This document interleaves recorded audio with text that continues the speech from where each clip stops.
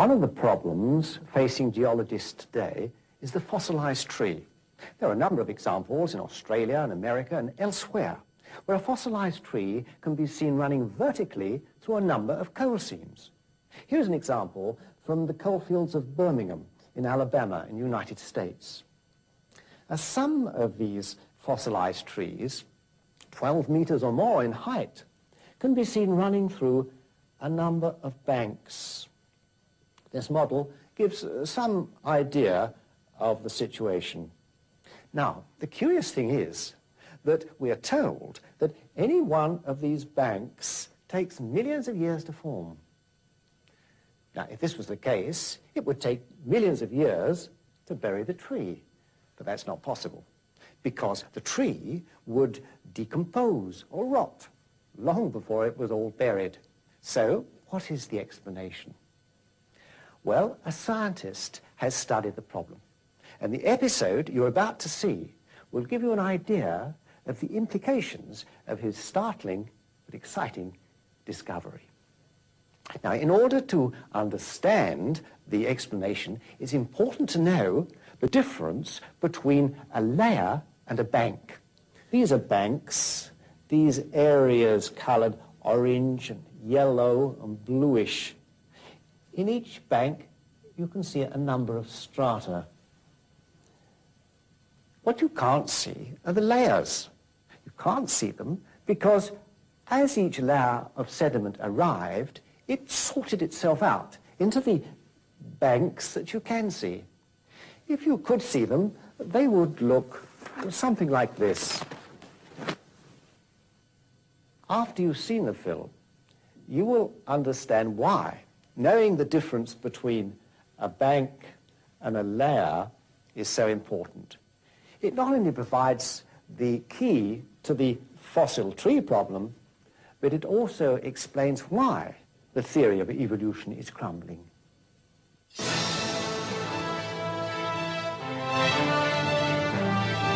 And what's so important about those rocks? Well, they're not any old rocks. They are made mostly of tiny grains of sediment. They are called sedimentary rocks and cover 3/4 of all the land on Earth.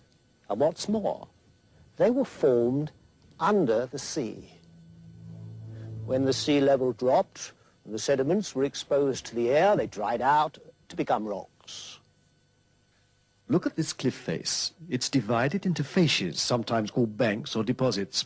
The sandstone deposit has been colored yellow, the deposit of clay blue, and the limestone colored orange. Each deposit or bank is subdivided into strata. These horizontal lines are strata.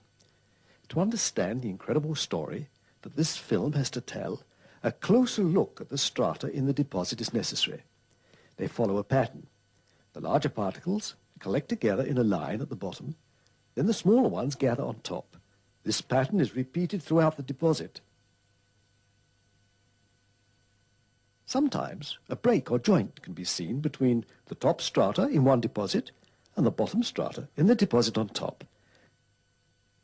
These breaks are called stratification joints or bedding plane partings.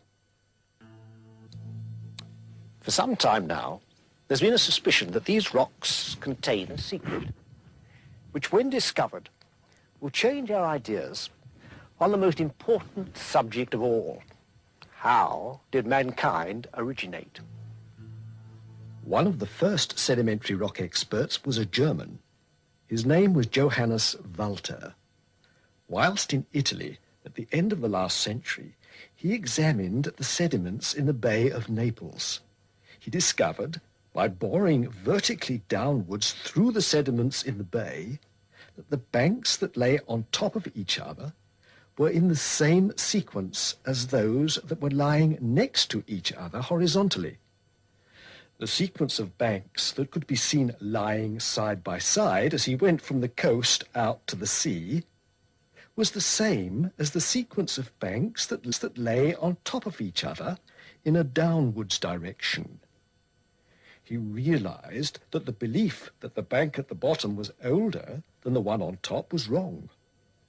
Quite obviously, all the banks, the one at the top, the one underneath, and the one at the bottom were all still forming. They were forming sideways, so that part of the top bank was the same age as part of the bottom bank. It didn't take Walter very long to work out what caused the banks to form sideways. The particles of sediment coming into the sea from rivers, floods, and wind sort themselves according to their size. These larger particles, coloured yellow, stay near to the coast. The less heavy ones, coloured blue, are washed out a little farther. Then the tiny sediments, the orange ones, are carried out by the waves and currents even farther. It can be seen that the layers of new sediment are deposited side by side. The particles of sediment in the layers sort themselves out according to their size into the banks of various types of sediment. This could be a bank of pebbles, this a bank of sandstone, and this one clay. So the banks form sideways.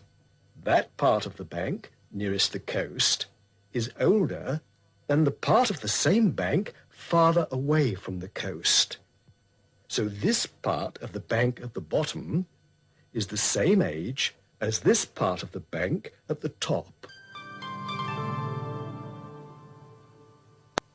Before Johannes Walter, in 1870, two Russians, Golovkinsky and Inonstrantsiev, had noticed that in ancient ocean basins that had filled up with sediment, the same series of deposits could be seen on the surface side by side and vertically, one underneath the other. The feature of these series of deposits or facies are that they are parallel to the basin slope. Those in the Gulf of Naples, observed by Walter, are not. They are almost horizontal. The reason is that apart from small changes caused by the tides, the series of deposits in the Gulf of Naples and elsewhere result from the sea always being at the same level. The position of deposits of sediments in ocean basins, such as those observed by the two Russian scientists, would seem to be the result of major changes in the level of the ocean. Rising water level is called a transgression.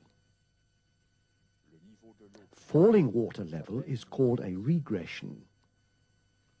When the water rises or transgresses, perhaps as the result of tidal waves, the sediments deposit parallel to the sloping sides of the ocean basin.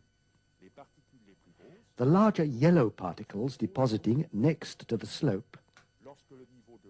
When the water level falls or regresses, the sediments deposit with the smallest particles, coloured orange, next to the slope.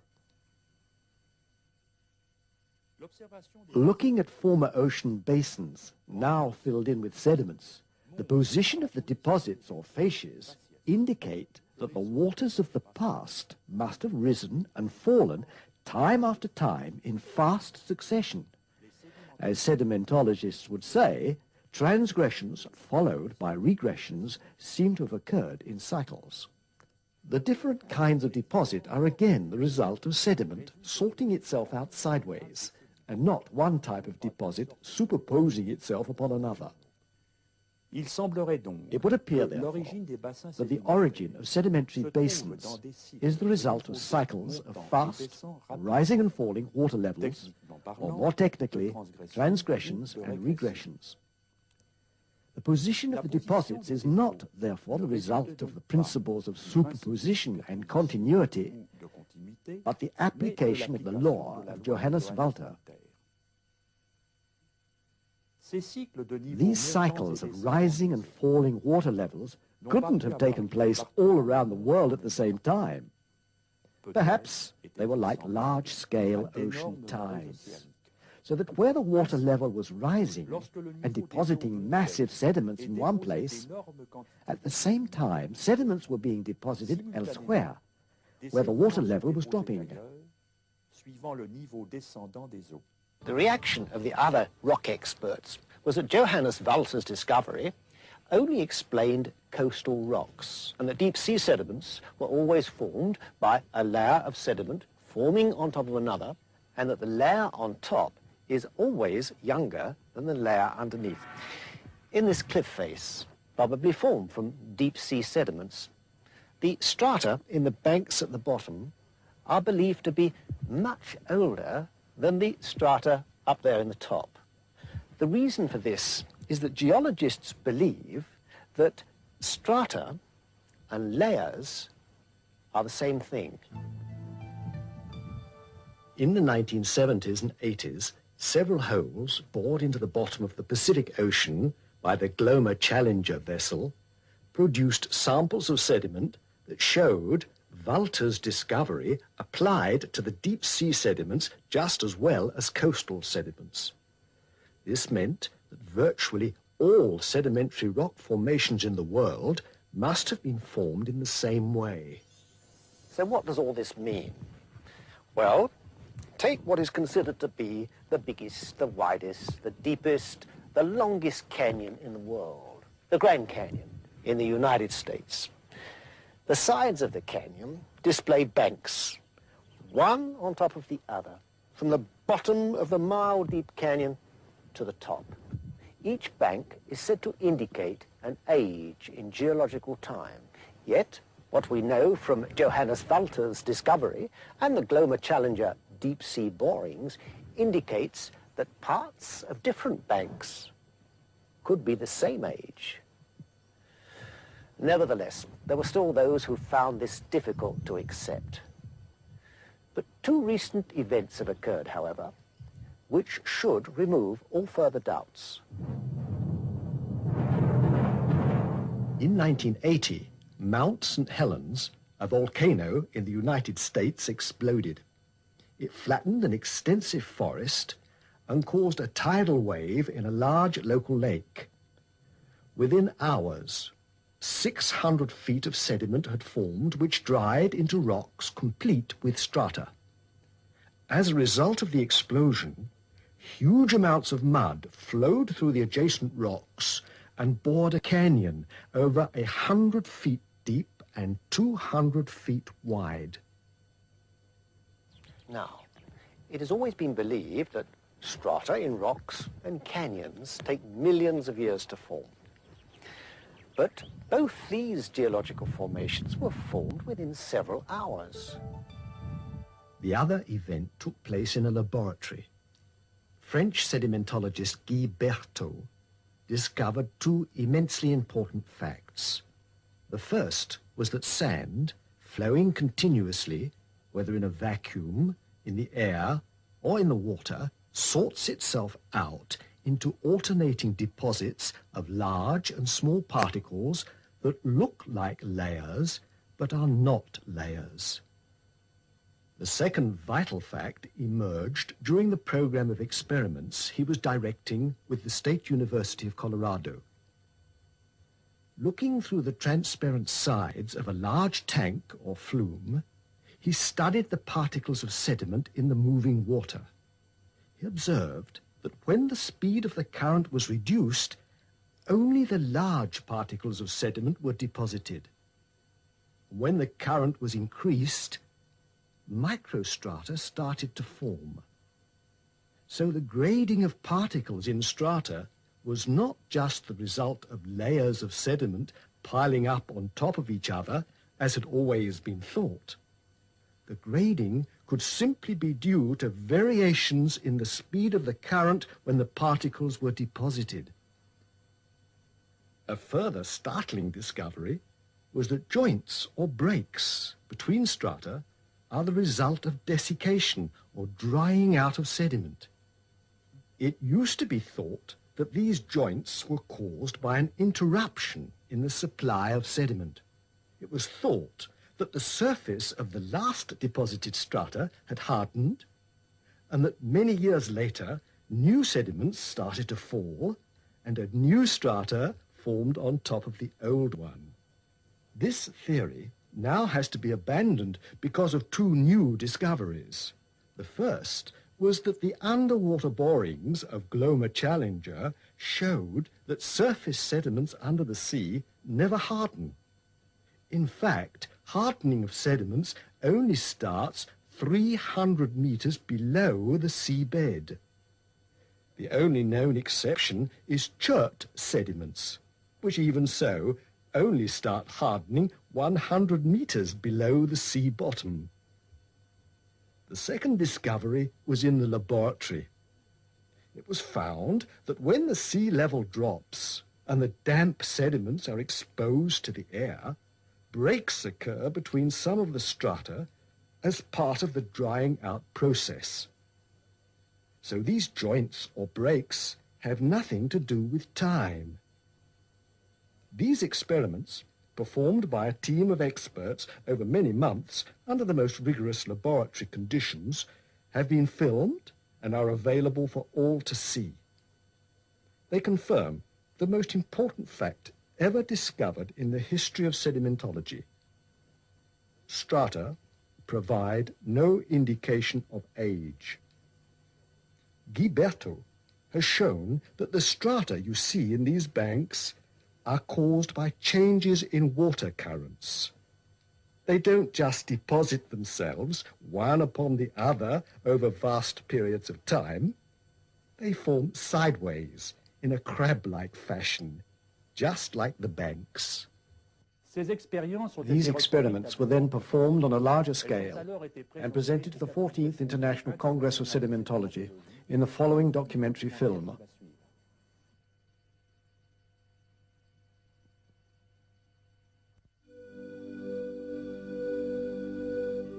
Sedimentary rocks are fascinating because they witnessed the past history of the Earth. Their study should unveil mysteries about their formation and the history of living species. The principal features of sedimentary rocks include distinct stratas of relatively homogeneous material. Intermittent settling over very long periods of time figure among possible explanations of stratification. Internally, sedimentary rocks display microscale stratification or lamination of relatively coarse and fine particles. Because sedimentary rocks form from settling of particles underwater, it is instructive to study fundamental sedimentation patterns in the hydraulics laboratory. A mixture resulting from equal weights of coarse sands in black and fine sands in white is tested in the laboratory. Consider the motion of a sphere rolling on a horizontal surface. The radius of the sphere is r, the mass is m, the angular velocity omega, and the translation velocity v is equal to omega times r. The moment of inertia of the sphere is equal to 2/5 of the product of the mass m and the square of the radius. The kinetic energy of the motion is given by the following formula. E is equal to 7/10 of the product of the mass times the square of the velocity. This formula shows that at a given velocity, the kinetic energy of a sphere increases with the mass. It shows that coarse particles have a higher kinetic energy than finer particles. This example illustrates that rolling coarse particles have more kinetic energy than small particles. The mobility of coarse particles in front of obstacles or surface perturbation therefore increases. Consider a homogeneous mixture of coarse particles in black and small particles in between. When we set this mixture into motion, the small particles, which have a lower kinetic energy, fall between the coarse particles and deposit on the bottom of the moving layer.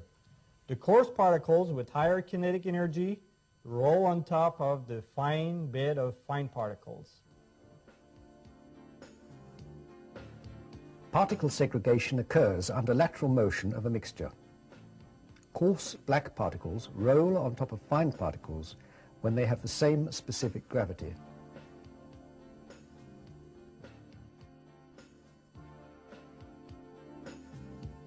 Submerged particles under hydraulic shear stress also display the same particle segregation characteristics. The fundamental question about lamination is the following. Does nature produce repetitive segregation under a continuous supply of sediment? First, the submerged conditions are examined.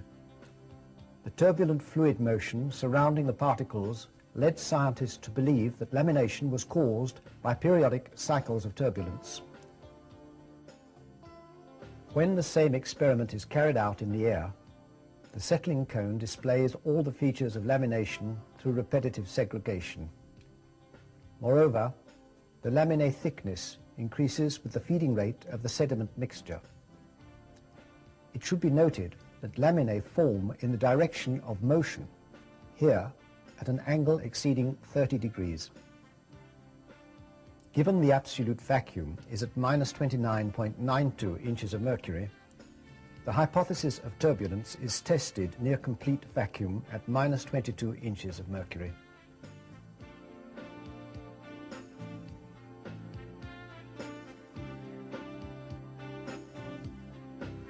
Lamination develops without the presence of a surrounding fluid.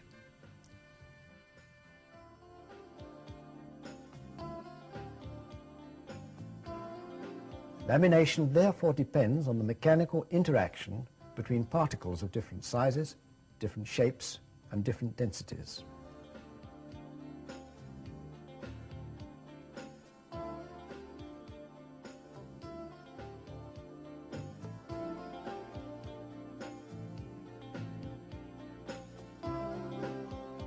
Under submerged conditions, lamination also occurs during gradual aggradation of the bed under plain bed conditions.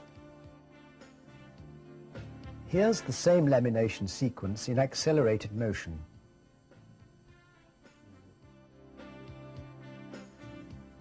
Large-scale experiments on stratification were carried out at the hydraulics laboratory of the Colorado State University Engineering Research Center.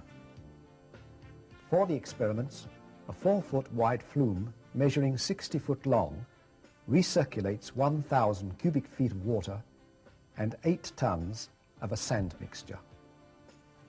This flume provides a continuous supply of coarse and fine sand particles under steady discharge conditions. Consider a typical delta sketched on the board. At the initial time T1, the delta is comprised of 3 parts: the top set, the foreset, and the bottom set slope at initial time T1. Over time, the coarse particles rolling on the bed slide down the foreset slope of the delta and accumulate as the delta progresses in the downstream direction.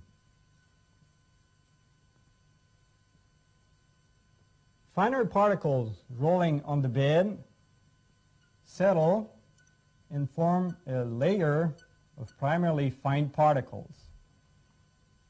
The particles in suspension are carried through and deposit on the bottom set slope of the delta. After a certain time interval, we get a second bed profile at time T2. The sediments accumulated on the bed from time T1 to T2 define what is called a layer of sediment.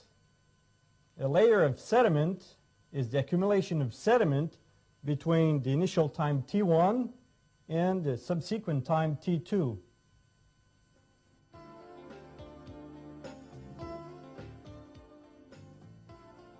This typical delta gradually progresses in the downstream direction .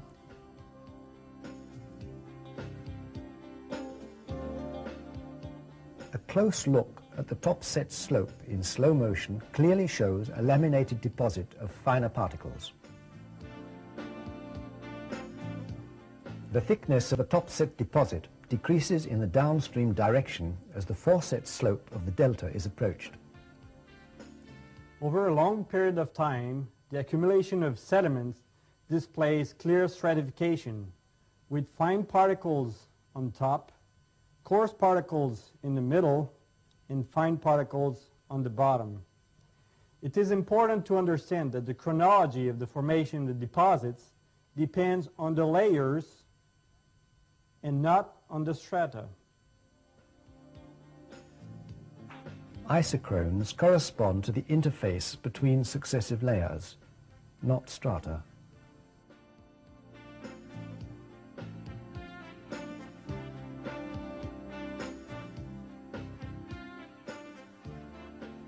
The thickness of strata is determined by the changes in sediment transport that occur in non-uniform flow.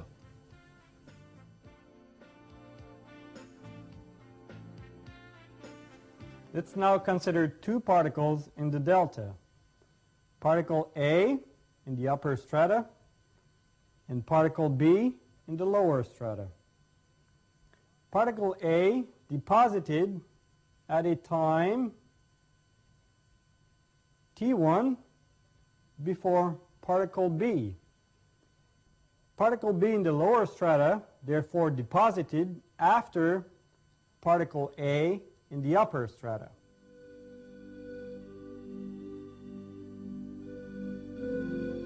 Increasing the flow depth while keeping the discharge and the supply of sediment unchanged results in more complex sedimentary features. Substantial deposits accumulate with features including deltas, dunes and ripples at various stages of development. A dried delta, viewed from the flume sidewalls, displays clear stratification characteristics in terms of superposition of deposits with similar particle size distribution. A cross-section is cut through the delta to examine the primary features of deposits of sediment mixtures carried out under steady flow and a continuous sediment supply. The cross-section displays a clear superposition of strata of fine particles in white and coarse particles in black with clear lamination. Looking at the cross-section of superposed strata, it is tempting to conclude that the strata correspond to successive sedimentary layers, that they result from discontinuous sedimentary periods, that each strata is younger than the one underneath it and older than the one above it, and that all points of the same strata have the same age. This stratification experiment invalidates these hypotheses because these strata are not identical to successive layers. Moreover, clear stratification is observed under a continuous supply of heterogeneous sand particles. Why is this important?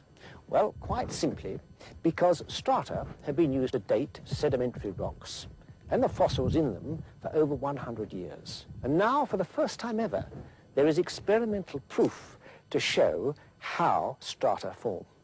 And it is quite obvious that strata cannot be used to date either fossils or rocks. In fact, the fossils in the bottom strata could be younger than the fossils in the top strata.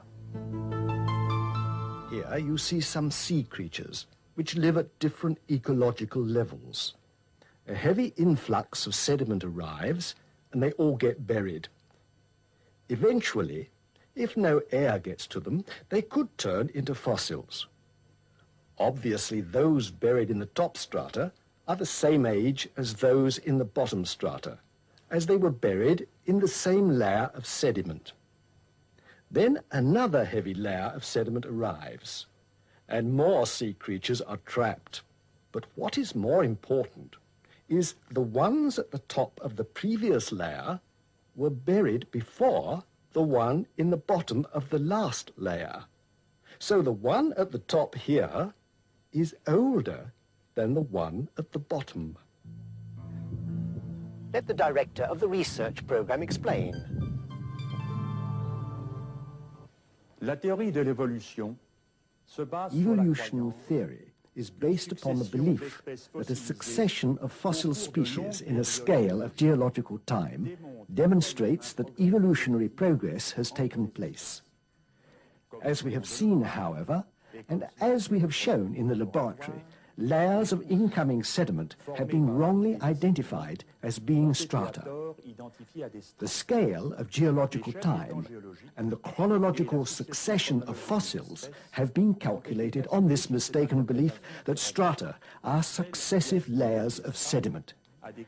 A single layer of sediment can sort itself out into parts of many strata. So the position of fossils in the rock strata could simply indicate the ecological zones of marine species. Stratigraphy, as interpreted by observable facts and experimental data, challenges the geological timescale and therefore evolution theory. Now, the curious thing is that the school textbooks and the reference books in natural history continue to say that evolution is an established fact. Yet, as this program has shown, in the light of current scientific knowledge, far from being a fact, scientists are saying that evolution doesn't even appear to be an acceptable hypothesis.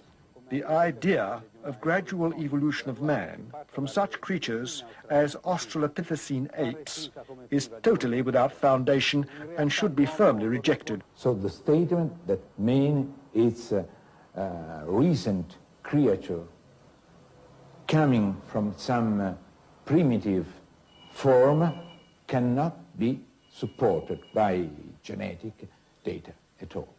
The theory of evolution is therefore unsupported by geology. There are a great many natural processes which date the Earth to be relatively young. Because evolution is not a science, it is a philosophy. A number of scientists are making the same point. They say that if people continue to believe in evolution theory, despite the now overwhelming evidence against it, that they must be doing so for philosophical reasons and not for scientific ones. The new discovery showing that rock strata form sideways is, of course, enormously important. Fossil species, for instance, can no longer be arranged into evolutionary trees. It also explains why the fossil links between the different kinds of animals and the different kinds of plants have never been found. The scientists presented in this program are just a sample of several thousand who have reached the same conclusion, that evolution theory is really a fairy tale for grown-ups.